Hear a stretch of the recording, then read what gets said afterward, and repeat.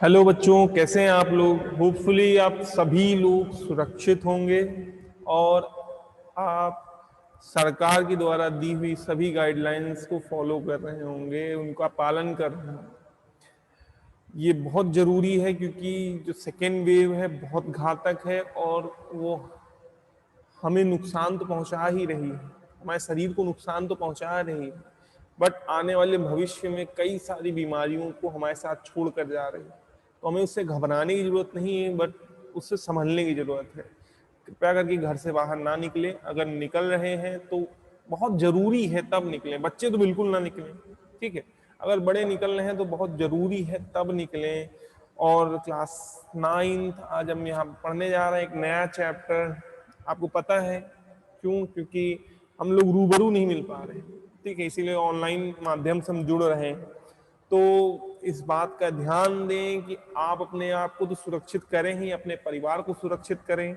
जब अपने परिवार को आप सुरक्षित करेंगे तो कहीं ना कहीं उसके साथ साथ आपका समाज भी सुरक्षित रहेगा, और वही एक रास्ता है जिसके जरिए हम एक साथ फिर मिलकर बैठ कर आमने सामने पढ़ सकेंगे।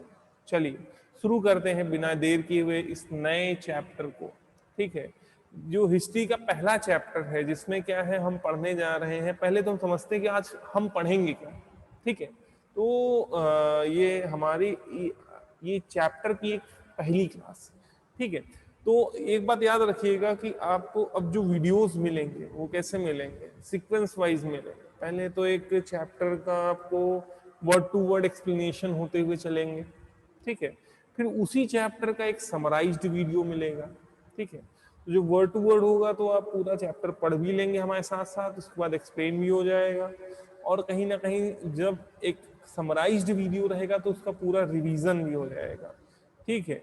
बात को ध्यान दीजिएगा और ध्यान से पढ़िएगा, तभी आपका भी फायदा है और आपका जो अपकमिंग एग्जामिनेशन है, चाहे ऑनलाइन मोड से हो चाहे ऑफलाइन मोड से हो, डजंट मैटर। प्लीज ईमानदारी से देना, ठीक है। ईमानदारी करोगे तो कहीं ना कहीं आपका भविष्य अच्छा रहेगा, ठीक है। चीटिंग सारे बच्चे करते हैं, अगर आप नहीं करेंगे तभी आप कहलाएंगे you are a member of Naresh tutorial family. चलिए आगे बढ़ते हैं, शुरू करते हैं। Event and processes in section 1 पहले भाग में हम क्या पढ़ेंगे आइए देखते हैं, ठीक है। You will read about the French revolution. इसमें आप पढ़ोगे कि जो फ्रांस में बदलाव आया, फ्रांस में जो चेंजेस आए उनके बारे में पढ़ोगे। द रशियन रेवोल्यूशन, रूस में जो बदलाव है उसके बारे में पढ़ोगे। The rise of Nazism, Nazism जो पढ़े, नाजी सिस्टम स्टार्ट हुआ, हिटलर का रूल आया, वो सारा कुछ आप देखोगे, ठीक है। डिक्टेटरशिप एक तरह से कहाँ से आई वो आप देखोगे, उसका जन्म कहाँ हुआ डिक्टेटरशिप, और क्यों डिक्टेटरशिप भी आना एक जरूरी था, क्यों? क्योंकि जब तक कोई एक बुरी चीज हम जानेंगे नहीं तब तक उससे हम डरेंगे नहीं। जैसे क्या है कि अभी ये पता चल रहा है कि रायबली में 8 से 10 लोग 12 लोगों की डेथ हो रही है, ठीक है। मैं उसको अच्छा नहीं मान रहा हूँ, बट उनसे हमें डरना चाहिए, ठीक है। डरना जरूरी है, मैं ये नहीं कह रहा हूँ डर के आप बहुत ज्यादा डर दो ना, लेकिन डर भी आवश्यक है। क्यों आवश्यक है? मैं इसलिए कह रहा हूँ क्योंकि आप अगर डरोगे नहीं तो अभी एग्जाम्पल दे सकते हो रिसेंटली बच्चों, आपको तो मैंने कई बार बोला था कि आप लोग तो मास्क पहन के दिख रहे थे, बट आपसे बड़े बड़े जो बूढ़े बूढ़े लोग हैं मार्केट्स में मूव कर रहे थे बिना मास्क के, ठीक है। चलिए, तो अब मैं आपको बता दूं, मैं यहाँ पे मास्क इस वजह से नहीं पहना हूँ क्योंकि मैं जहाँ बैठा हूँ वहाँ पे कोई नहीं है, सिर्फ मैं हूँ पूरे हॉल में, मैं सिर्फ अकेला बैठा हुआ हूँ, ठीक है। तो मैं ये चाहता हूँ कि आप जहाँ बाहर निकलें, जहाँ पे भीड़ है, भीड़ क्या 1 से 2 लोग भी हैं, क्योंकि अब आपने सुना नए स्रोत में पाया गया है कि एयर में भी ये सर्वाइव कर पा रहा है, तो जो नया स्ट्रेन है, तो अगर ऐसा है तो कहीं ना कहीं अगर आप 2 लोग भी एक हॉल में हैं तो कहीं ना कहीं उससे प्रॉब्लम फैल सकती है, ठीक है। तो इसलिए प्लीज अपने आप को बचा के रखें, सेव करके रखें। चलिए आइए यहाँ देखते हैं कि अब नाजिज्म का हमने क्यों कहा आना जरूरी था, क्योंकि जब हमें पता रहेगा कि अगर एक व्यक्ति के हाथ में सोलफुली पावर दे दी जाती है तो उससे क्या खामियाजा होता है, क्या दिक्कत होती है, उसी से हम अपने आप को, अपने जो इंडिया को है, हमने अलग अलग स्ट्रक्चर ऐसा बनाया जिसमें पावर्स अलग अलग एरियाज में डिस्ट्रीब्यूटेड है, ठीक, किसी एक के पास नहीं है, जिससे क्या फायदा होता है कि अगर कोई एक इंस्टीट्यूशन सही से काम नहीं कर रहा तो हम दूसरे इंस्टीट्यूशन के पास नॉक कर सकते हैं, दरवाजा जाकर खटखटा सकते हैं कि please help me out to come out from that problem. ठीक है, तो इसलिए ये स्ट्रक्चर बनने का भी कारण पीछे क्या है कि हमने डिक्टेटरशिप दे रखा था कि अगर एक के पास अगर हम सारी पावर दे दे रहे हैं तो कहीं ना कहीं वो उस पावर का मिसयूज करने में बिल्कुल भी हिचकता नहीं है। चलिए आइए देखते हैं, शुरू करते हैं इस चैप्टर को। फिर in different way all these events were important in the making of modern world। मैंने जैसे बताया, अभी मैंने पहले एक्सप्लेन कर दिया कि आज के आधुनिक वर्ल्ड में, जिस वर्ल्ड में हम रह रहे हैं, आप हम बैठे हुए हैं, ठीक है, इन सभी के बनने के पीछे जो नींव रखने का काम किया वो इन सभी इवेंट्स ने किया। ठीक है, अगर इक्वालिटी की बात ना आती तो आज हम बराबरी ना देखते किसके बीच में, ह्यूमंस, मैन और वुमेन के बीच में।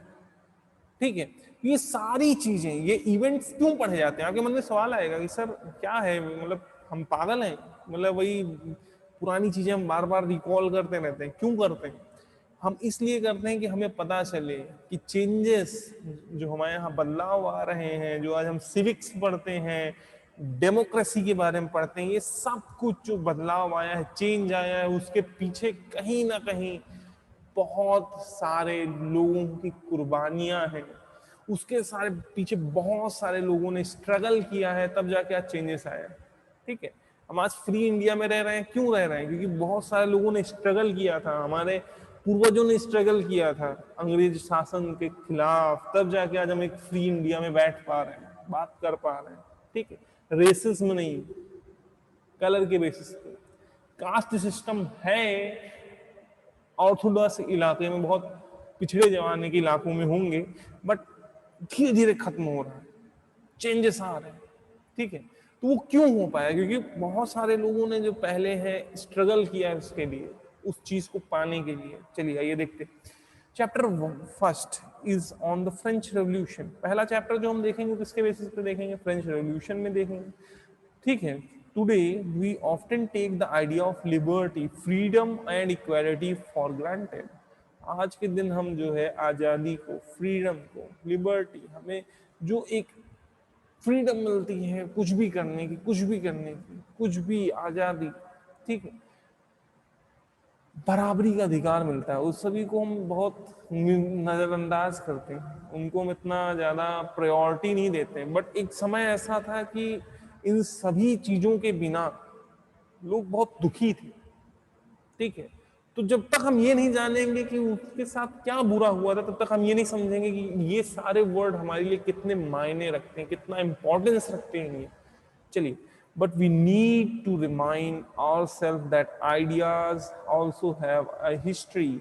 By looking at French Revolution, you will read a small part of that history। तो इन वर्ड्स का यूज जो है आज शुरू हो गया, ये वर्ड्स आपके सामने आए हैं, तो कैसे आए हैं, क्यों आए हैं, ये सब जानने के लिए इसके पूरे इतिहास को देखना पड़ेगा। और जब हम फ्रेंच रेवोल्यूशन को पढ़ेंगे तो हम पूरे इतिहास को तो नहीं देख पाएंगे, लेकिन एक छोटा सा हिस्सा जरूर देख पाएंगे। तो आइए शुरू करते हैं, नेक्स्ट बढ़ते हैं। चलिए, by looking at French Revolution, you will read a small part of that history। The French Revolution led to the end of monarchy in France। जब ये इन शब्दों के पीछे कितना बड़ा इतिहास है उसको तो हम पढ़ नहीं सकते, बट अगर हम फ्रेंच रेवोल्यूशन के बारे में पढ़ेंगे तो एक थोड़ा सा छोटा सा इतिहास हम भी पढ़ सकेंगे उससे रिलेटेड। चलिए आगे शुरू करते हैं, क्या पढ़ेंगे? जैसे सबसे पहला क्या, मोनार्कल रूल, जो एक वंशवाद सिस्टम था। ठीक है, डायलॉग, एक राजा का बेटा ही अब राजा बनेगा, ये पहले था। अभी क्या है कि जो भी, अब ऐसा नहीं कि आईएएस आईपीएस के लिए कोई एक कास्ट डिसाइडेड ना, एनीवन कैन, कोई भी कर सकता है, बस आपके अंदर काबिलियत होनी चाहिए। ठीक है, पहले क्या था कि आप अगर एक किंग के यहाँ जन्म ले लिए तो आप किंग होगे ही, चाहे आप उसके लिए एलिजिबल हो या ना हो। ठीक है, राहुल गांधी पीएम नहीं बने, या अगर बनेंगे तो मैं नहीं जानता, मुझसे उससे मतलब ही नहीं। ठीक है, अगर पहली चीज तो बने नहीं, अगर बनेंगे भी तो इस बेसिस पे नहीं बनेंगे कि वो कांग्रेस के आला कमान के पुत्र हैं। ठीक है, इसलिए नहीं बनेंगे। वो अपनी एलिजिबिलिटी के दम पे बन सकते हैं। अगर वो जो है राजीव गांधी के पुत्र हैं इस बेसिस पे बनने वाले होते तो पहले से बन गए होते, ठीक है। आज वो रैलीज ना कर रहे होते अपनी गवर्नमेंट बनाने के लिए, परेशान ना होते, ठीक है। तो मोनार्कल सिस्टम क्या है? मोनार्कल सिस्टम मीन्स की जो राजा का बेटा है, चाहे एलिजिबल हो चाहे ना हो, जैसे लुई 16 जैसा बेवकूफ राजा अभी देखोगे पढ़ोगे, ठीक है, जो कि जनता के बारे में सोचता ही नहीं था, ठीक है, बट वो राजा बन गया था। क्यों? क्योंकि लुई 15 का वो पुत्र था, ठीक, बेटा था, ठीक है। तो मोनार्कल रूल खत्म हुआ, इससे फायदा क्या हुआ? जो उल्टे सीधे फैसले लिए जाते थे वो खत्म हो गए, ठीक है। जब एलिजिबल एक राजा बनेगा तो सही फैसले लेगा, ठीक है, पहले की तरफ बेवकूफाना हरकत नहीं करेगा, गलत फैसले लेने की हिम्मत नहीं करेगा। क्यों? क्योंकि उसे पता है कि अगर हम गलत फैसले लेंगे तो हमें नेक्स्ट टाइम गवर्नमेंट से हटा दिया जाएगा, ठीक है। मोदी या प्राइम मिनिस्टर मोदी जी ये नहीं कह सकते हैं कि हमारा जो मन होगा वो करेंगे। क्यों? क्योंकि उनको भी पता है कि 5 ईयर में एक टाइम आएगा ऐसा कि जनता हमें हटा सकती, ठीक है। तो मोनार्कल रूल हटने से democracy is not all the best, पूरी तरह से बेस्ट नहीं है, इसमें लूप होल्स पाए गए हैं, बट अगर अभी तक जितने रूल्स पाए गए हैं उसमें सबसे बेस्ट जो है डेमोक्रेसी, वो हम कहते हैं हमारे democratic government, democratic form of government, ठीक है। तो मोनार्कल सिस्टम किसने खत्म किया? फ्रांस में। ये जो फ्रेंच रेवोल्यूशन है, बदलाव है, परिवर्तन है, उसी कारण से जो है मोनार्कल सिस्टम एसाइड हो गया, एक तरफ हो गया, खत्म हो गया। क्लियर?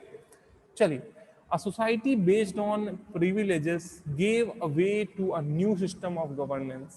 जो एक समय था कि 3 स्टेज ऑफ सोसाइटी थी, पहली दूसरी स्टेज को बहुत ज्यादा प्रेफरेंस मिलता था, ठीक है, बहुत रिस्पेक्ट मिलती थी, वो खत्म हो गया, वो जीरो, खत्म, ठीक है। फिर the declaration of rights of man during the revolution announce the coming of new time. जब इंसानों की अधिकार की बात होने लगी, ह्यूमन राइट्स की बात होने लगी, तो ये दिखने लगा कि आने वाले भविष्य में कहीं ना कहीं हमारा देश, हमारा विश्व एक नए समय की तरफ बढ़ रहा है, एक नए चेंज की तरफ बढ़ रहा है। चलिए आगे देखते। फिर the idea that all individuals had right and could claim equality became part of a new language of politics। जो अभी तक नेताओं की भाषा हुआ करती थी कि हाँ, first state and second state is prior states, इनको ज्यादा रिस्पेक्ट मिलनी चाहिए as comparison to third state, वो आज ह्यूमन राइट्स की बात कर रहे हैं, समाज में सभी व्यक्तियों की बराबरी की बात कर रहे हैं। तो ये एक बहुत बड़ा चेंज आ रहा है, बदलाव आ रहा है जो कि हम देख रहे हैं, ठीक है। आज ये आपको सुनने में लग रहा होगा बहुत कम है, बट जिनके साथ क्रुएल्टी हुई है, जैसे स्लेव्स क्या थे? उनकी कोई डिग्निटी थी? नहीं थी। उसे जो करने कहा गया था तो वो करते थे, चाहे उनको पसंद हो चाहे ना हो। जिस व्यक्ति को बेच दिए जाते थे वो बेच दिए जाते थे। अब एग्जांपल ले लो, आप परिवार में ऐसे ही होंगे, कोई दोस्त होगा, भाई होगा, आपको जो पसंद नहीं आता होगा, उसके साथ आपको 2 दिन रहने के लिए कहा जाएगा तो आप नहीं रहना चाहेंगे, और उसी को आपको बेच दिया जाए तो क्या सोचते हो? स्लेव्स को कुछ पसंद या नापसंद नहीं हुआ करता होगा, उनकी कुछ इच्छा ही नहीं करती होगी, रहती है, बट वो किसी के खिलाफ नहीं जा सकते। क्यों नहीं जा सकते? क्योंकि दे आर स्लेव्स। तो ऐसे राष्ट्र में जहां पे पहले 2 स्टेट्स को प्रायोरिटी दी जाती थी, आज उस राष्ट्र में कहीं ना कहीं बात हो रही है, ह्यूमन राइट्स की बात हो रही है, इक्वालिटी की बात हो रही है। तो ये चेंज नहीं है तो क्या है? चलिए आगे बढ़ते हैं। फिर these notions of equality and freedom emerged as the central ideas of new age, but in the different countries they are reinterpreted and rethought in many different ways। ये क्या है? इक्वालिटी, बराबरी का अधिकार, आजादी, ठीक है, ये सब क्या है? ये सब कहीं ना कहीं वेलकम कर रहे हैं एक ऐसे वर्ल्ड को जिसमें सभी को बराबरी का अधिकार मिलने वाला है, मिल रहा है, ठीक है। लेकिन हम ये नहीं कह सकते कि सभी देशों में इसका बराबरी से ही पालन किया जा रहा है। कुछ देशों में किसी और तरीके से, कुछ देशों में किसी और तरीके से माना जा रहा है, सब में एक समान नहीं। ठीक है, समझ में आया? चलिए आगे बढ़ते हैं। In anti colonial government movements in India and China. अब इंडिया और चाइना, आपको इंडिया में पता ही है, सीधी सी बात है, ब्रिटिश रूल था। ठीक है, 1947 15 अगस्त से लगातार आप इंडिपेंडेंस डे क्यों मना रहे हैं? क्योंकि आप इंडिपेंडेंस हुए थे, ठीक है, फ्री हुए थे। किससे? एक फ्री कंट्री या स्टेट के रूप में बाहर आए थे। किससे? ब्रिटिश से। ठीक है, तो वो हुआ था, वो चेंज आया था। वो चेंज आया था, इसका मतलब क्या था कि हमारे यहाँ पहले कॉलोनीज हुआ करती थी, कॉलोनियल रूल था। ठीक है, तो एंटी कॉलोनियल मूवमेंट चल रहा था भारत में, क्योंकि हम कॉलोनीज से फ्री होना चाहते थे। हमारे यहाँ फ्रीडम नहीं था, इक्वालिटी नहीं थी उस समय, जिस समय इक्वालिटी वहां मिल गई थी फ्रांस में। ठीक है, चाइना भी उसी तरह सफर कर रहा था, अफ्रीका भी। ठीक है, एंड साउथ अमेरिका, अमेरिका में भी। ठीक है, produced ideas that were innovative and original. अब जब हम लोग, ये जान लीजिए कि जब हम लोग मुसीबत में फंसते हैं तो हम कुछ नया सोचते हैं और अच्छा सोचते हैं। ठीक है, जब मुसीबत में फंसते हैं, जब कुछ नया सोचते हैं, कुछ अच्छा सोचते हैं। जब यहाँ लोग स्ट्रगल कर रहे थे, इंडिया, चाइना, अफ्रीका और साउथ अमेरिका में, अपने देश को आज़ाद कराना चाहते थे, तो कहीं ना कहीं उनने कुछ सोचना शुरू किया कैसे आज़ाद कराएं, और उसके चक्कर में उनने कुछ नए आइडियाज़ लेकर आए। और वो नए आइडियाज़ क्या थे? ओरिजिनल थे। ओरिजिनल थे क्योंकि उसी देश से बिलोंग करते थे, और कहीं ना कहीं उनके पास उसका कॉपीराइट था। चलिए आगे बढ़ते हैं। फिर but they spoke in a language that gained currency only from the late 18th century। ठीक है, लेकिन जो भाषा बोलते थे उसको ताकत कब मिली? 18वीं शताब्दी के अंत होते होते तक। इन चैप्टर 2, दूसरे चैप्टर में आप क्या पढ़ेंगे? ठीक है, देखो इसमें भी क्या है, ये सारांश पढ़ रहे हैं। अभी हमने चैप्टर रीड करना या एक्सप्लेन करना नहीं शुरू किया, हमें समझना है।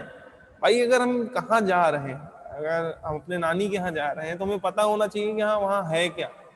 ठीक है, हम किनसे मिलने जा रहे हैं? ठीक है, तो हमें पता है हमारे रिलेटिव से वहाँ उनसे मिलने जा रहे हैं। ठीक है, हम अगर रायबरेली जा रहे हैं तो हमें पता है हम किस काम से जा रहे हैं। वैसे अगर इस चैप्टर को हमने ओपन किया है, उसको पढ़ने जा रहे हैं, इसका मतलब हमें पता होना चाहिए ना कि हम क्या पढ़ने जा रहे हैं, हम क्यों पढ़ रहे हैं, हम किस लिए पढ़ रहे हैं, और उस चैप्टर को पढ़ना क्यों इंपॉर्टेंट है, इंपॉर्टेंस क्या है हमारे लाइफ में या हमारे जिंदगी में, क्यों इंपॉर्टेंट है वो चैप्टर, ये भी जानना जरूरी है। ठीक है, हम ये नहीं कह सकते कि हाँ we just discussing a chapter. ठीक है, we have to know that why we are discussing the same chapter. Okay, so now let's move.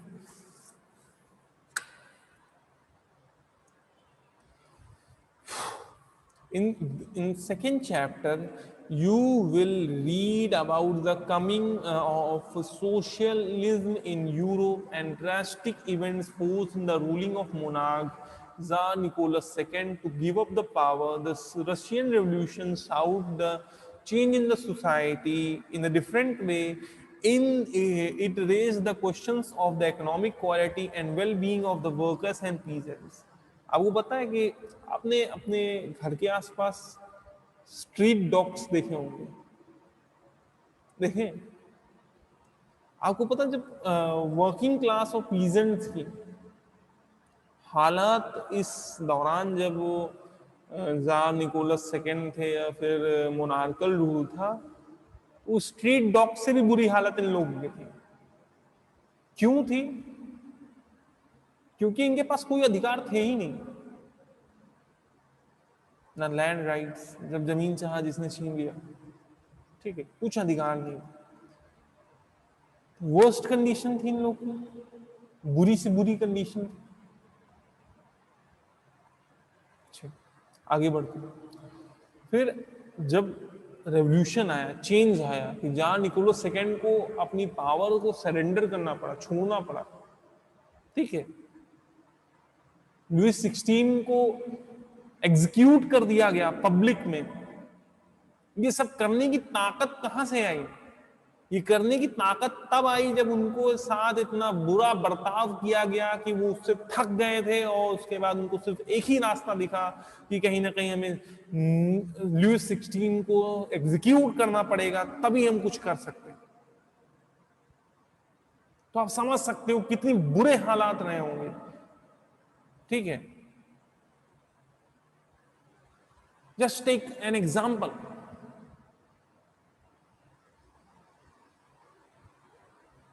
Imran Khan पड़ोसी देश के मुल्क के वजीर आला हैं, हम कह सकते हैं प्राइम मिनिस्टर हैं इमरान खान।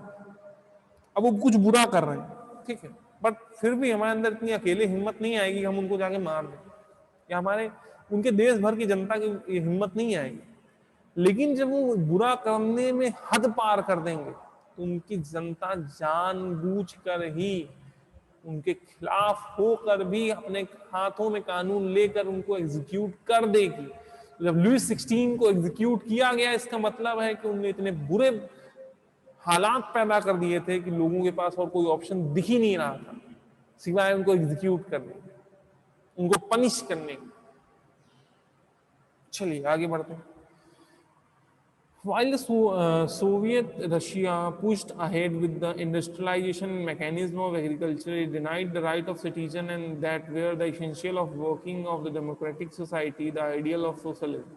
क्या है, कहीं ना कहीं रशिया में सोशलिज्म को बढ़ावा नहीं दिया गया और डेमोक्रेसी को बढ़ावा नहीं दिया गया। उनका कहना था कि हाँ कहीं ना कहीं इंडस्ट्रियलाइजेशन होना चाहिए, इंडस्ट्रीज सेटअप होने चाहिए, इस तरह के कुछ उनको चीज़ें पसंद नहीं आए, वो चाहते नहीं थे चेंजेस हो।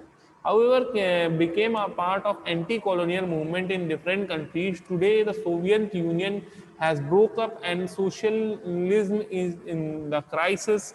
But through the 12th century, it has been a powerful force in the shape of contemporary world. क्या है कि कहीं ना कहीं जब ये एंटी कॉलोनियल मूवमेंट जो अलग अलग डिफरेंट स्टेट्स में चलते हैं, ठीक है, क्योंकि आप अगर कॉलोनीज को बढ़ावा दे रहे हैं तो सभी देश चाहेंगे कॉलोनीज बने, ठीक है।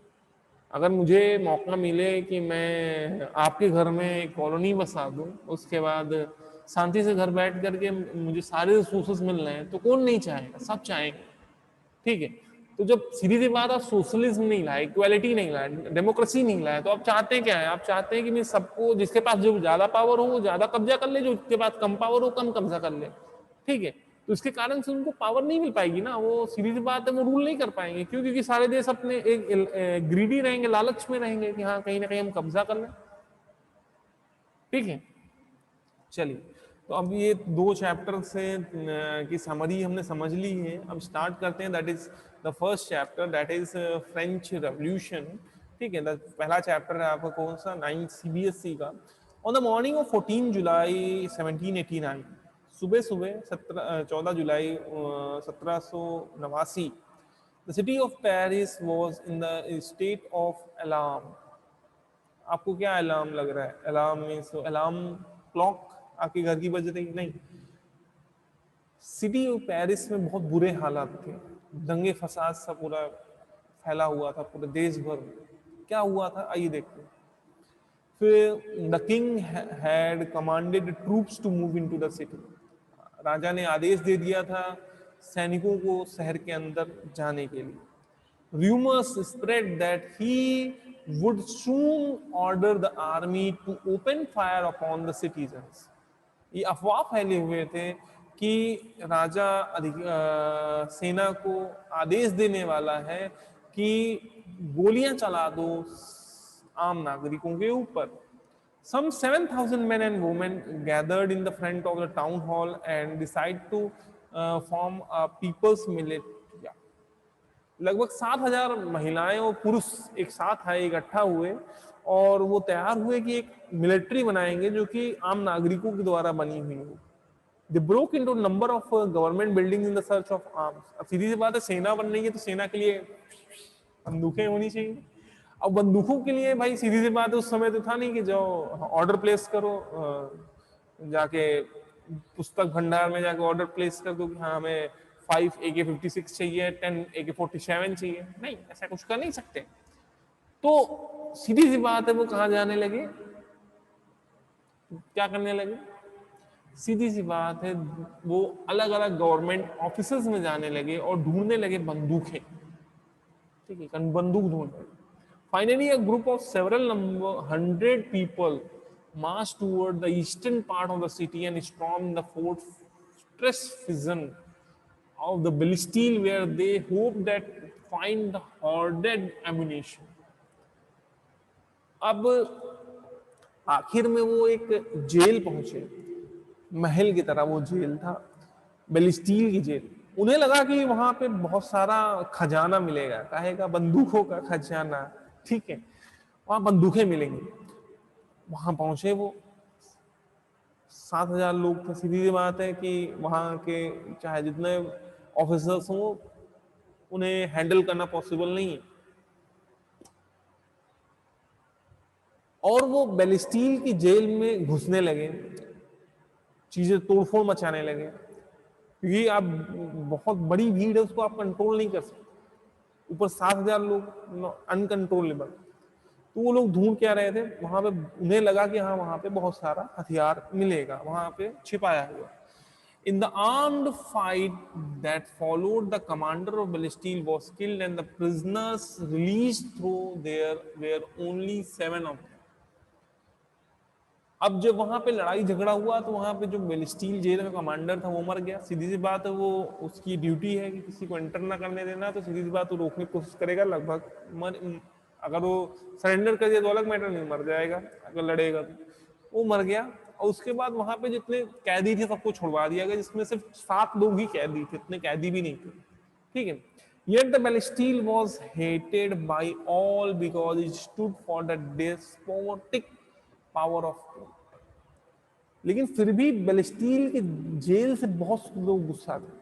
क्यों गुस्सा थे? सिंपल सी बात है, गुस्सा इसलिए थे क्योंकि उनको पता था कि कभी भी अगर राजा के खिलाफ कुछ बोला जाता है तो उन्हें कहाँ पे ले जाया जाता है, बेलिस्टील के जेल में उन्हें डाल दिया जाता है। उनको बिना किसी उसके, बिना किसी पूछताछ के, बिना किसी ऑर्डर के उन्हें डायरेक्टली जेल कर दिया जाता है, ठीक है।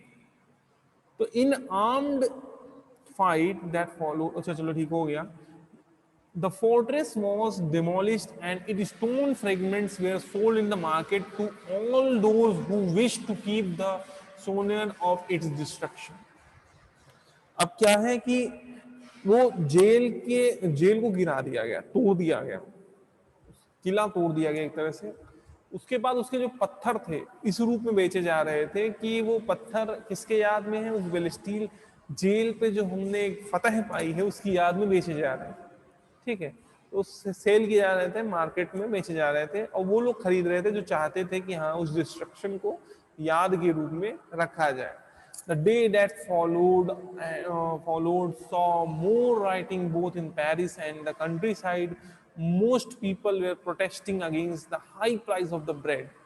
क्या है कि उसमें बहुत दंगे फसाद हुए पेरिस में भी और पूरे देश भर में, क्योंकि लोग बहुत निराश, हताश, परेशान थे बढ़े हुए दामों से। किसके? ब्रेड। ठीक है, अगर रोटी के दाम बढ़ा दिए जाए, आज इतनी महामारी फैली हुई, आटे के दाम बढ़ जाएंगे, अगर लोग भूखे मरने लगेंगे, चाहे जितने अच्छे आप हो, चाहे जितने बड़े देशभक्त हो, आप कहीं ना कहीं गवर्नमेंट के खिलाफ खड़े हो। ठीक है, I am not provoking you but I am giving a simple example. ठीक है, चलिए आगे बढ़ते हैं। फिर much later when the historian looked back upon this time, they saw it was the beginning of a chain of events that ultimately led to the execution of the king of the France.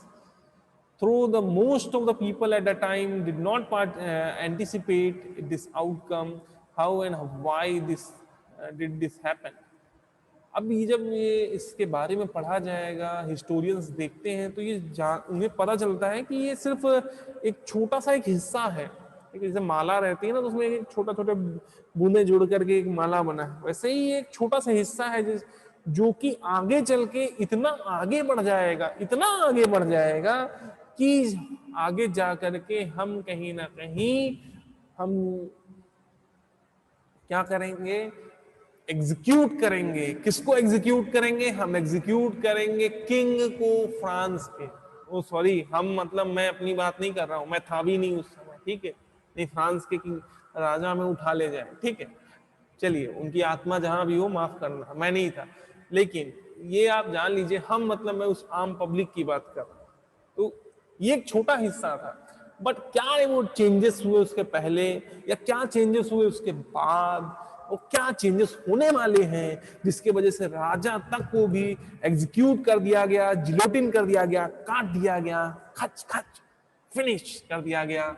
ये सब कुछ बातें जानने के लिए मिलते हैं अगले वीडियो में। अगले वीडियो में हम जरूर आगे डिस्कस करेंगे। That is from page number 4, the French society during the late 18th century. मीन्स हम और पहले देखेंगे, पहले लुक आउट करेंगे, पहले क्या क्या इवेंट्स हुए जिसके बाद ये चेंज आया कि बेलिस्टील की जेल गिरी, और फिर उसके बाद क्या चेंजेस हुए। ये सारा कुछ देखने के लिए कहीं जाने की जरूरत नहीं है, चैनल को सब्सक्राइब कर लीजिए। वीडियो को में आगे जरूर देखेंगे कि आगे क्या चेंजेस हुए। Thank you very much for watching this video, class 9 CBSE. Keep watching all the videos if you want more and more videos, because this is the last video that will be public. If you want more and more videos to watch, call on the number that is given in the description box. Thank you for watching this video. Take care, goodbye, and have a great day.